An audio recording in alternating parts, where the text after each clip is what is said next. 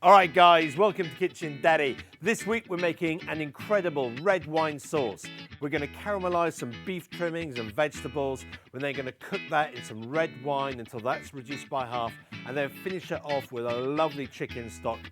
This is part 2 of our incredible recipe for fondant potatoes with ribeye steak and this amazing red wine sauce. Enough talking, come on, let's get into it.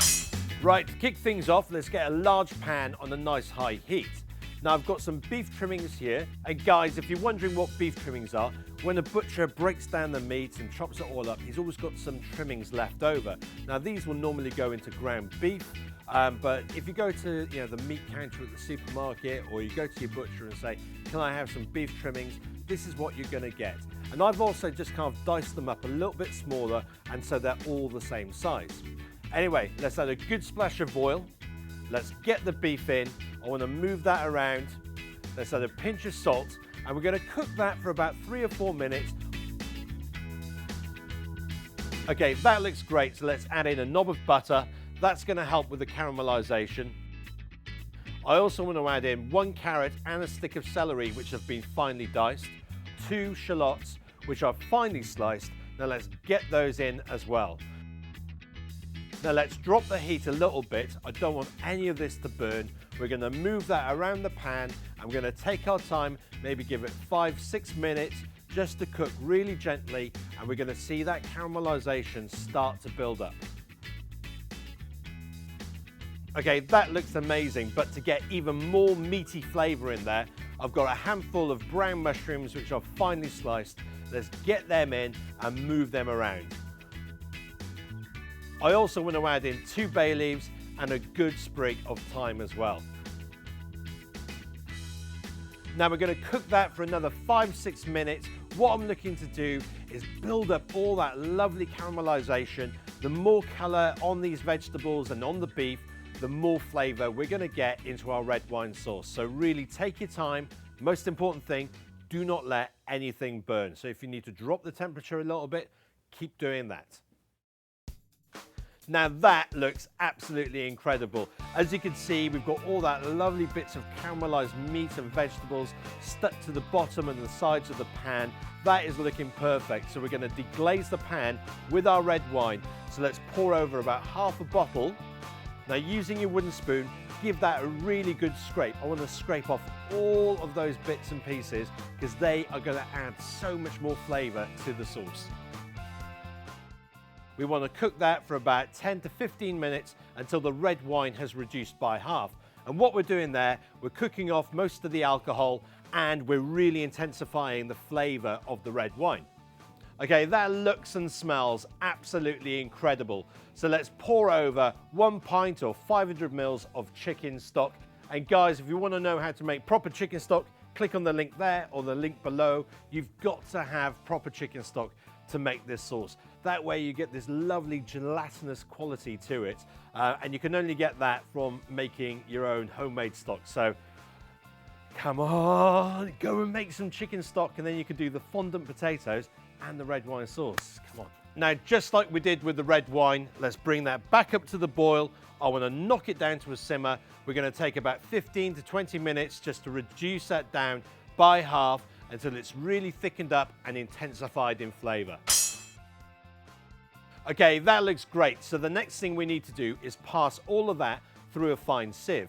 Now using a ladle, press down on all the meat and veg. That's going to squeeze out all the juice from them, and they do kind of soak it up like a sponge. So really do give that a good whiz.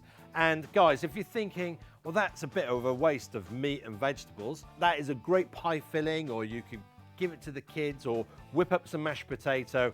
Really, really, really tasty stuff. So don't chuck it in the bin. Get it down your pie hole, yeah? Now I've got a lovely bone-in aged ribeye steak here. Let's add a good pinch of salt and pepper. The pan is on a nice high heat, so we're going to add a good splash of oil. And let's get the steak in. Now I'm going to keep flipping this steak over every couple of minutes, and for a piece of steak this thick, I'm going to cook that for probably about 8 or 9 minutes. But depending on how thick your steak is, all you need to know, put your fingers like that, and if you press on there, that's going to be medium rare. So you just got to give your steak a good prod, and when it feels like that, you know it's going to be perfect. I'm also going to add some butter and some thyme. We're going to get that foaming, and I just want to baste the steak in that, and that's going to help build up that lovely brown caramelization on it. Once that's done, let's get that on the plate, and we're going to let that rest for about 5 to 10 minutes. Now, if you remember last week, we made those incredible fondant potatoes, and if you do want to serve them with the steak, you want to start reheating them now whilst the steak is resting. And if you didn't see those fondant potatoes, click on the link there, or you can click on the link below. They are incredible. They're cooked in garlic, butter, thyme, and chicken stock. Absolutely amazing. And guys, thanks for all the kind words about getting the video out late last week. Now let's bring that sauce back up to the boil. I'm going to add a couple of tarragon leaves. That's something that I like to do. You don't necessarily have to do it, but I think it gives a really lovely flavour. Let's whisk in a couple of knobs of butter, check the seasoning, and let's plate up.